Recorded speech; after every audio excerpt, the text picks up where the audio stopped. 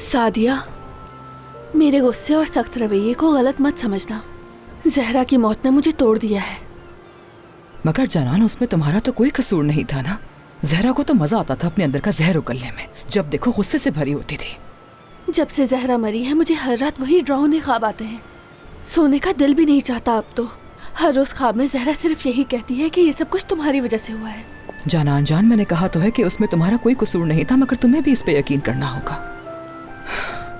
मैं तो अपने ही मसाइल में इस कदर घिरी हुई थी कि तुम पर ध्यान देना भूल ही गई। I am really sorry. जो कुछ तुमने झेला है वो भी इतना आसान नहीं था, लेकिन तुम संभल गई। बाज़ औक़ात मैं सोचती हूँ कि हमारी जिंदगी में इस कदर मसाइल आखिर कब पैदा हुए। मेरे ख्याल से उस वक्त नहीं जब हमने वो बच्चे तब्दील किए थे, बल्कि उस वक्त जब अम्मी हम दोनों को छोड़ के चली गई थी। उनका जिक्र मेरे सामने मत किया करो।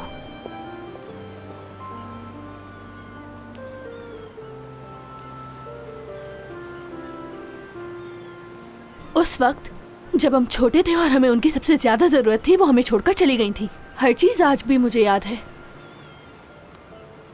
जैसे अम्मी हमें छोड़ के चली गई, मैंने भी सबा को ऐसे ही छोड़ दिया, किसी के हवाले कर दिया और पीछे मुड़कर उसकी तरफ देखा भी नहीं मैंने।